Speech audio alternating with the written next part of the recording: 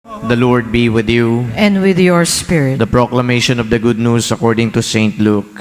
Glory to you, O Lord. Mary set out in those days and traveled to the hill country in haste to a town of Judah, where she entered the house of Zechariah and greeted Elizabeth. When Elizabeth heard Mary's greeting, the infant leaped in her womb, and Elizabeth, filled with the Holy Spirit, cried out in a loud voice and said, "Most blessed are you among women, and blessed is the fruit of your womb. And how does this happen to me, that the mother of my Lord should come to me? For at the moment the sound of your greeting reached my ears, the infant in my womb leapt for joy. Blessed are you who believed that what was spoken to you by the Lord would be fulfilled." The Gospel of the Lord. Praise to you, Lord Jesus Christ.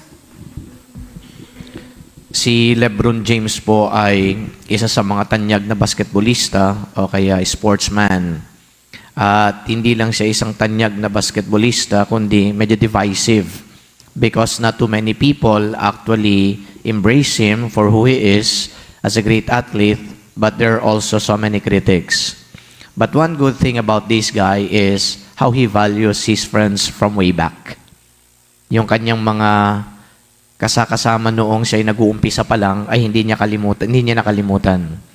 So there will be write-ups telling that this guy would often see his old friends, mingle with them, and then just converse with them, and then have fun time with them.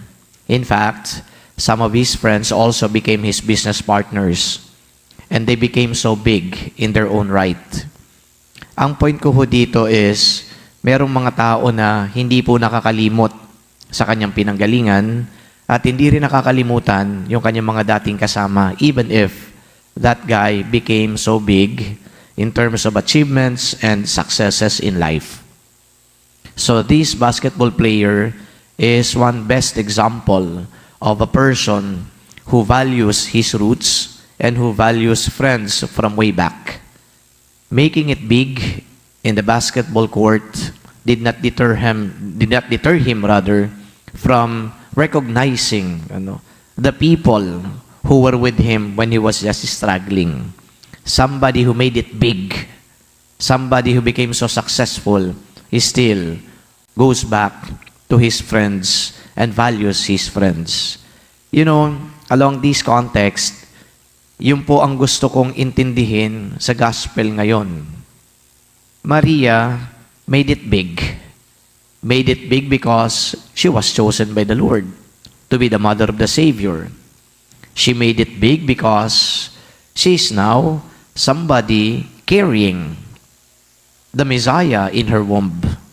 She made it big because the angel proclaimed her to be so blessed among women.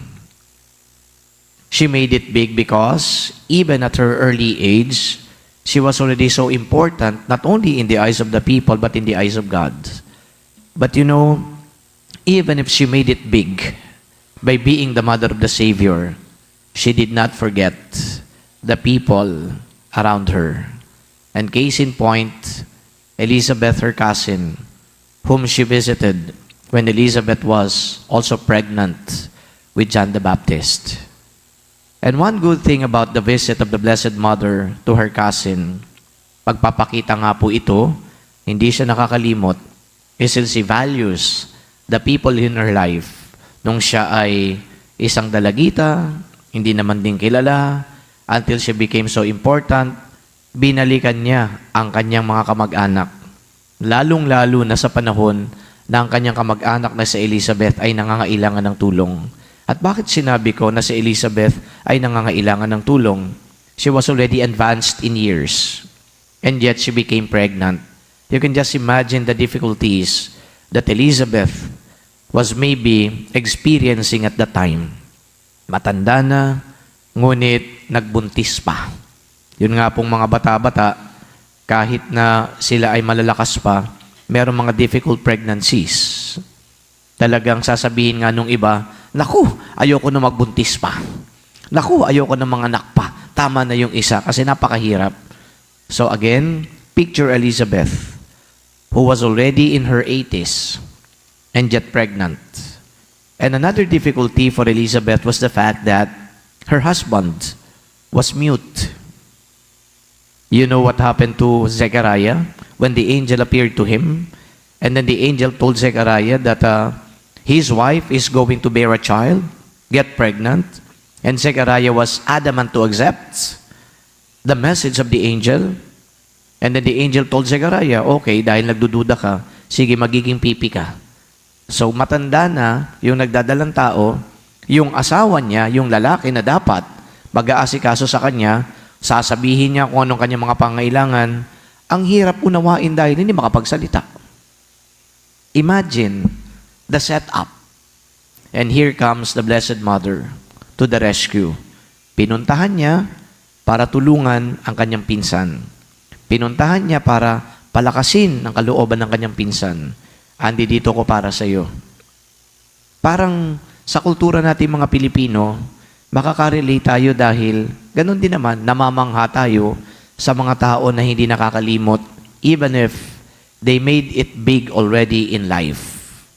Namamangha at bumibilib tayo sa mga taong ganito dahil hindi nga nila tinalikuran yung mga tao na bahagi ng kanilang buhay. Ito ay pagpapakita lamang ng isang napakagandang value natin bilang mga Pilipino. We are humble, that we are so simple, and yet we know how to value also the most, sabihin natin, precious people in our life. Ganon din po tayo. Kaya, nung binanggit ko sa inyo yung ginawa ni Maria, pwede tayo makarelate sa kanya. But then in contrast, there are also other people who made it big and just simply forgot about the people way back in their lives. Yun ang malungkot na katotohanan din na kapag nakita mo ulit, akala mo wala nang kakilala. Kapag binati mo dahil kalaro mo noon, akala mo ngayon kung sino na. That is also the lament of our time. People who have gotten bigger in life, who have achieved so much in life, suddenly becomes forgetful. Nagkaroon ng amnesia. So here in the gospel, let us learn from the Blessed Mother. Yung mga kabataan na andi dito, napakalaki pa ng pag-asa ninyo. Darating panahon, magiging successful kayo. Darating ang panahon, magkakamal kayo ng pera. Darating ang panahon, malay mo, kayo pa maging presidente ng kumpanya, o baka presidente pa ng Pilipinas, o baka ma-elect kayong mayor, maging congressman, basta kung anong success. But please, go back to your roots. Do not forget them.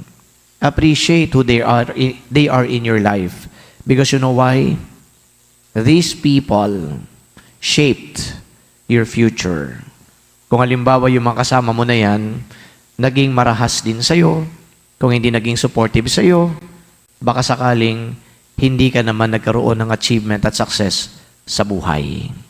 The Blessed Mother is indeed our model. And that model of humility is what is presented right in front of us. The Blessed Mother made it big. She became the mother of the Savior. And yet, her humility is intact. Her humility is maintained. I pray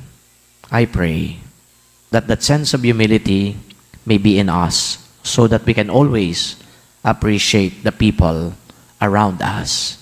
Amen.